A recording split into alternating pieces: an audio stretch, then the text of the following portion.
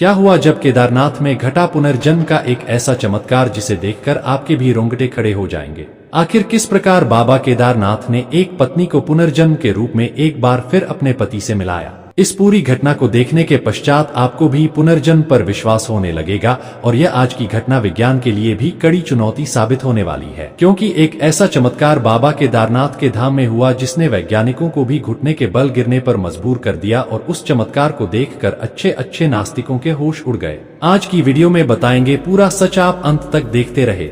लेकिन सबसे पहले अगर आप बाबा केदारनाथ के सच्चे भक्त हैं तो वीडियो को अवश्य लाइक करें और कमेंट बॉक्स में सच्चे मन से जय श्री केदार अवश्य लिखिए। दोस्तों, बात है साल 2013 की, जब विनय नाम के व्यक्ति अपने पूरे परिवार के साथ 4 धाम की यात्रा पर जाने की योजना बनाते हैं। उनके परिवार में उनके माता पिता, उनकी 13 साल की बेटी संध्या और उनकी पत्नी ज्योति शामिल थी। वैसे तो विनय जी अपने परिवार के साथ घूमने के लिए दुबई जाने वाले थे, लेकिन अंत समय पर उन्होंने यह निर्णय लिया कि उन्हें 4 धाम की यात्रा पर जाना चाहिए, क्योंकि यह बहुत पुण्य का काम है। बात है साल 2013 के जून माह की। उस समय गंगोत्री और यमुनोत्री धाम में विनय जी के पूरे परिवार के बहुत अच्छी तरह से दर्शन हो चुके थे और अब बारी थी केदारनाथ की। उस समय हल्की हल्की बरसात चारों तरफ हो रही थी, लेकिन देखते देखते बारिश का स्तर बढ़ता जा रहा था। लेकिन फिर भी भक्तों के मन में गजब का उत्साह था और सभी भक्त बाबा केदारनाथ के दर्शन के लिए आगे बढ़ते जा रहे थे। विनय जी भी अपने पूरे परिवार के साथ पैदल ही यात्रा कर रहे थे और जब वह ऊपर बढ़ रहे थे तब उनके मन में अजीब अजीब ख्याल आ रहे थे। उन्हें मन ही मन ऐसा लग रहा था मानो कुछ गलत होने वाला है। इसी बीच उन्होंने पास बह रही मंदाकिनी नदी को देखा तो वह बड़े चिंताग्रस्त हो गए, क्योंकि वह बड़े उफान पर थी और उसका तेज बहाव उन्हें भयभीत कर रहा था। इसके पश्चात विनय जी को उनके परिवार ने हिम्मत दी और वे लोग चढ़ाई के लिए ऊपर बढ़े। लेकिन एक समय पर अचानक बहुत भयंकर तेज आवाज सुनाई दी, मानो एक बड़े बम का विस्फोट हुआ हो। यह आवाज सामान्य नहीं थी। उस समय केदारनाथ धाम में बादल फटे थे और ग्लेशियर का एक बहुत बड़ा हिस्सा पिघल जाने के कारण पूरे साल में जो बरसात होनी थी उस बरसात का 80% हिस्सा केवल 16 और 17 जून 2002 दिनों में ही बरस गया था। 16 जून के दिन विनय जी अपने परिवार के साथ ऊपर चढ़ाई कर रहे थे, तभी उन्होंने देखा कि नदी का जल स्तर भयंकर बरसात के कारण बढ़ता जा रहा है। उन्होंने अपने परिवार को सुरक्षित करने के लिए ऊंचाई पर चढ़ना शुरू किया और जंगलों की ओर वह ऊपर भाग रहे थे। तभी उन्होंने जो देखा वह नजारा बहुत भयानक था। मंदाकिनी नदी अपने तेज प्रवाह में सब कुछ बहा रही थी, चाहे वह बड़े बड़े पेड़ हो, बड़े बड़े होटल हो, रेस्टोरेंट हो, और कई सारे लोग इस बाढ़ की चपेट में आ चुके थे। उन्हें आशा थी कि वह होटल बड़ी ऊंचाई पर है, वह सुरक्षित रहेंगे, लेकिन जैसे जैसे रात हो रही थी बारिश का प्रवाह तेज हो रहा था। अब देखते देखते बाढ़ उस होटल तक भी आ पहुंची थी जहां पर विनय जी के साथ उनका पूरा परिवार बाढ़ की चपेट में आ गया। जब सुबह हुई तो विनय के माता पिता एक होटल में निश्चित स्थान पर फंसे हुए। विनय जी की पत्नी ज्योति भी एक पेड़ के पास फंसी हुई थी।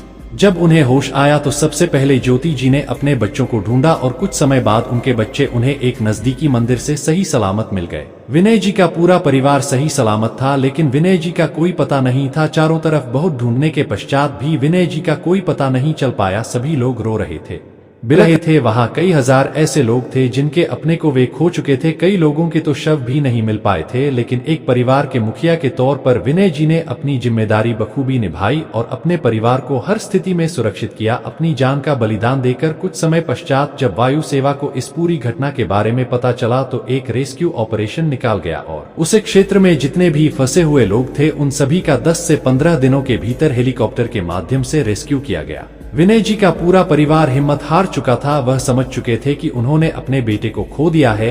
ज्योति जी समझ चुके थे उन्होंने अपने पति को खो दिया है। अब वह पुनः अपने शहर हैदराबाद आ गए। समय बीतता जा रहा था और बदलते समय के साथ अपनी बेटी के भविष्य को सुधारने के लिए जो दिन अभी एक माँ की बहुत अच्छी भूमिका निभाई और अपने बच्चों को पढ़ा लिखा कर बड़ा किया। तकरीबन 10 साल बाद जब संध्या 23 साल की हो चुकी थी, उसकी इंजीनियरिंग की पढ़ाई चल रही थी, तो उसने अपने दोस्तों के साथ केदारनाथ जाने की इच्छा जताई। लेकिन ज्योति ने इसके बारे में सुना तो उसको बहुत बड़ा झटका लगा और उसने उसको केदारनाथ जाने से मना कर दिया था, क्योंकि ज्योति उसे घटना को अभी तक भूल नहीं पाई थी। लेकिन संध्या भी बहुत जिद्दी थी केदारनाथ जाने के लिए। उसने खाना पीना छोड़ दिया और विवश होकर ज्योति ने कहा कि तुम केदारनाथ जाना चाहती हो तो अपने दोस्तों के साथ नहीं, तुम्हें मेरे साथ चलना होगा। जिसके बाद सन या भी तैयार हो चुकी थी और एक सप्ताह बाद वह केदारनाथ के लिए रवाना हो गए। मई का महीना था और 2024 में घटना को 10 साल बीत चुके थे, लेकिन आज भी विनय की पत्नी ज्योति केदारनाथ गई तो वही दृश्य के सोचकर उसके आंखों में आंसू लगातार आ रहे थे। उसे विनय जी की बहुत याद आ रही थी, लेकिन बेटी को दर्शन करने के लिए वह उसके साथ केदारनाथ आई थी और उसे दिन उन्होंने बाबा केदारनाथ के बहुत अच्छे से दर्शन किए। तभी एक बहुत बड़ा चमत्कार हुआ।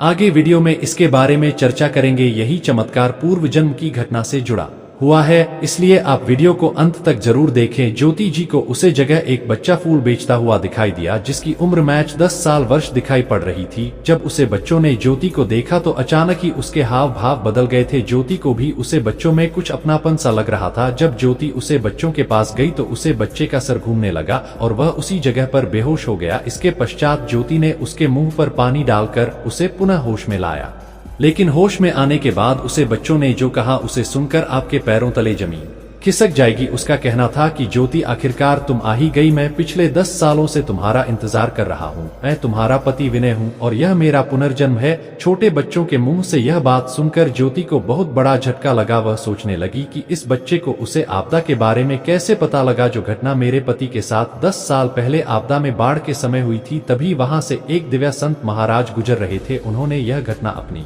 आंखों से देखी थी। तभी महाराज उन दोनों के पास आए और अपनी सिद्धियों से पता लगाकर ज्योति से कहा कि तुम्हारे पति की 10 साल पहले यहाँ आपदा में मृत्यु हो गई थी। क्योंकि वह महादेव की बहुत बड़े भक्त थे, इसलिए महादेव ने उनको केदारनाथ में ही पुनर्जन्म दिया है और यही बच्चा तुम्हारा पिछले जन्म में पति था। आज इसकी उम्र भी केवल 10 वर्ष है और उस घटना को हुए भी 10 वर्ष ही हुए हैं। सच्चाई सुनकर ज्योति को भी बहुत बड़ा झटका लगा, लेकिन उसने सच को स्वीकार लिया, क्योंकि जो भी वह बच्चा बोल रहा था उसकी सभी बातें सच थी। आखिरकार ज्योति और संध्या को विनय जी मिल गए थे, लेकिन एक बच्चे के तौर पर। लेकिन बाद में पता चला कि उसे बच्चे का इस दुनिया में कोई भी नहीं है, क्योंकि जन्म देते समय उसकी माँ भी गुजर गई थी और उसके पिता भी लापता है। जब ज्योति को यह बात पता लगा तो ज्योति उस बच्चे को अपने घर ले आई और उसका पालन पोषण अपने पैसों से करने लगी। भले ही वह विनय जी का पुनर्जन्म था, लेकिन वह उस बच्चे को अपने बेटे की तरह रखती थी और उसकी मौजूदगी उनको विनय जी का एहसास कराती थी और यह सिलसिला जारी रहा। इसके बाद इस खबर को कई न्यूज और मीडिया में भी दिखाया गया। यह केदारनाथ का अब तक का पुनर्जन्म से संबंधित सबसे बड़ा चमत्कार हुआ है। इसके बारे में आप क्या विचार रखते हैं? पुनर्जन्म के बारे में आपका क्या विचार है? इस विचार को आप कमेंट बॉक्स में कमेंट करके जरूर बताइएगा। वीडियो अच्छी लगी हो तो वीडियो को लाइक और चैनल को सब्सक्राइब करें, ताकि आपको इसी प्रकार की चमत्कारी घटनाएं आपको आगे देखने को मिले। अभी के लिए आप सभी दर्शकों को हर हर महादेव।